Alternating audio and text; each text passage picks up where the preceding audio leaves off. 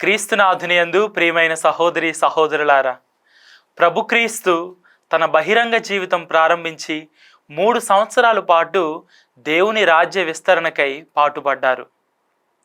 మత్తయి సువార్త 5వ అధ్యాయము 6వ అధ్యాయము 7వ అధ్యాయంలో ప్రభువు దైవరాజ్యాన్ని గురించి బోధించగా, 8వ అధ్యాయము 9వ అధ్యాయాల్లో దేవుని రాజ్య సంకేతంగా అనేక మంది రోగులను స్వస్థపరుస్తూ గ్రామాలు పట్టణాలను సంచరిస్తూ సువార్తను ప్రకటించారు. ఇప్పుడు ఆ దైవరాజ్య కార్యాన్ని కొనసాగించడానికి ప్రభువుకు కొంతమంది సహచరులు అవసరమయ్యారు. దైవరాజ్యము ఒక ద్రాక్ష తోట అయితే దానిలో మంచి పనివాళ్ళు అవసరం. దైవరాజ్యము ఒక వల వంటిదైతే ఆ వలను విసిరే జాలరులు అవసరం. దైవరాజ్యము ఒక మంచి గొర్రెల మంద అయితే దాన్ని నడిపించే మంచి కాపరులు అవసరం. అందుకుగాను క్రీస్తు ప్రభువు ఈనాటి సువార్త పట్టణంలో అపోస్తలులను చేరబిలిచి వారికి దైవరాజ్య విస్తరణ అను బాధ్యతను శిష్యులకు క్రీస్తు ప్రభువు అప్పచెప్తూ ఉన్నారు.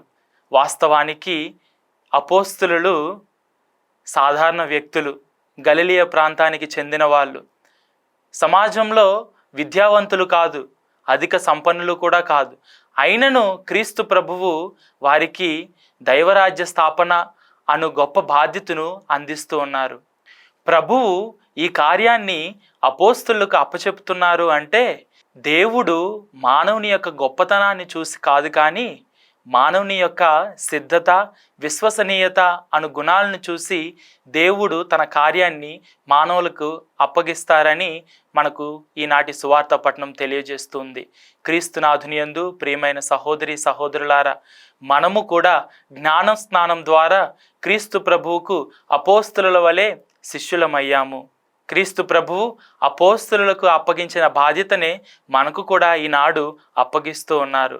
కావున అపోస్తలుల యొక్క అడుగుజాడలలో మనము కూడా నడుస్తూ అపోస్తలుల వలె మనము కూడా దైవరాజ్య విస్తరణకై పాటుపడదాం. దైవరాజ్య స్థాపనకై క్రీస్తు ప్రభువునకు సహకరిద్దాం. అపోస్తలుల వలె మనము కూడా పరలోక బహుమానాన్ని పొందుకుందాం. ఆమేన్.